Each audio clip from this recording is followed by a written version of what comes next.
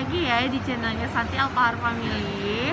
Oke, sebelum saya memulai materi kali ini, sebelumnya saya minta tolong bagi teman-teman atau mahasiswa saya yang belum subscribe channel YouTube Mengajar saya mohon izin untuk segera subscribe ya. Oke, jadi kali ini saya akan membahas di pertemuan keempat itu tentang apa? Tentang analisa rasio keuangan ya. Oke, jadi di slide itu sudah dijelaskan ya.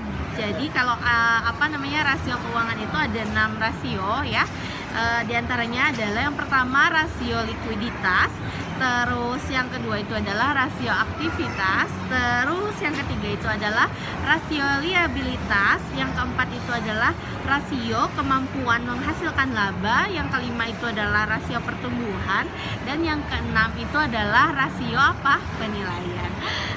Oke, jadi kalau di slide itu kan sudah dijelaskan ya mengenai masing-masing rasio, tapi ada beberapa rasio analisa rasio keuangan yang tidak dijelaskan di slide.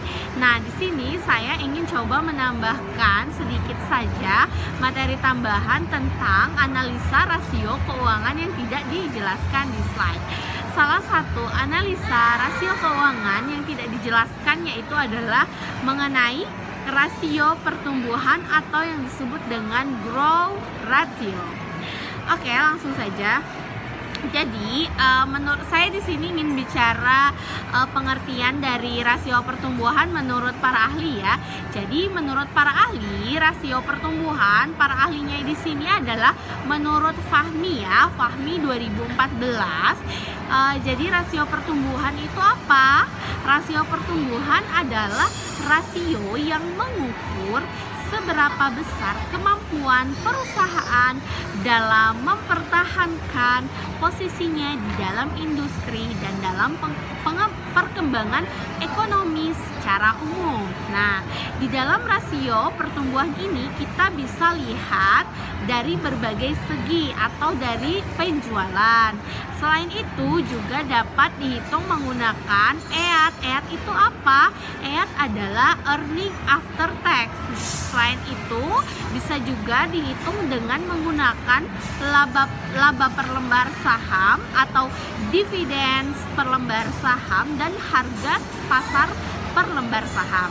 Nah, selain itu definisi rasio pertumbuhan menurut Kasmir itu adalah merupakan rasio yang menggambarkan kemampuan perusahaan mempertahankan posisi ekonominya di tengah pertumbuhan perekonomian dan sektor usahanya.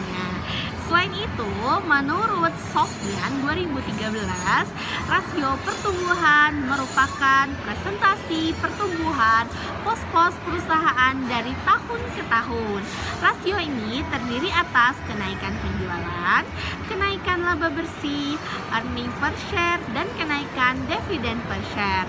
Nah, berdasarkan beberapa definisi di atas, sampai pada pemahaman penulis atau kita dapat simpulkan ya bahwa rasio pertumbuhan ini merupakan rasio yang menggambarkan kemampuan perusahaan dalam mempertahankan posisi ekonominya dari tahun ke tahun. Nah, selain itu tadi kan ada yang menyebutkan tentang EAT ya, sedikit saya bahas.